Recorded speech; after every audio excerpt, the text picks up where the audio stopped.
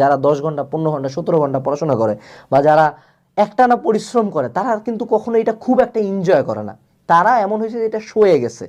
আমার কাছে মনে হয় যে এটা আমার সয়ে গেছে, এটা আমার কাছে ভালোও লাগে না, এটা আমার কাছে খারাপও লাগে না। বাট আমি মেন্টালি ডিটারমেন্ট এমন একটা পর্যায়ে যে আমাদের উইল পাওয়ার শেষ হয়ে যায়।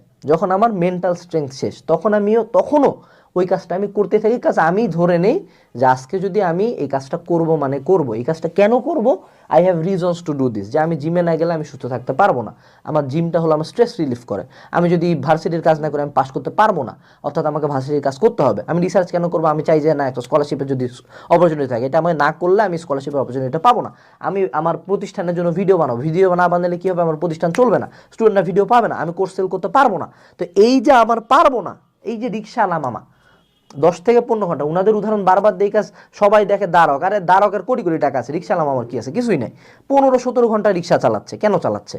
ও জানে যে আজকে যদি আমি রিক্সা না চালাই আমি বেয়ারই হইতে পারবো না, আমার কোনো উপায় নাই এই যে আলটিমেটলি নিজের ফ্যামিলিকে খাওয়ানোর। সো আমাদেরকে যে জিনিসটা মেনটেন করতে হয় সেটা হলো যে মেন্টালিটি, যে মেন্টালিটি আমি করব মানে করবো, এটা নিয়ে কোনো কথা নাই যে আমি কেমনে করব কিভাবে করব, বাট আমাকে করতে হবে। সো এই জিনিসটা একটু মাথায় রাখতে হবে যে মেন্টাল ডিটারমিনেশনটা হইতে হবে স্ট্রং।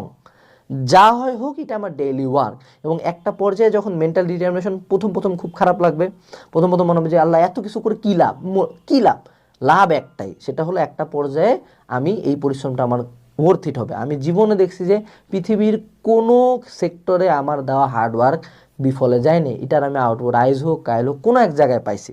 তো মেন্টাল ডিটারমিনেশনটা অনেক জরুরি, যে মেন্টালি ডিটারমিনেট হবে যে মরলে মরবো, কামটা শেষ করে মরবো, শেষ।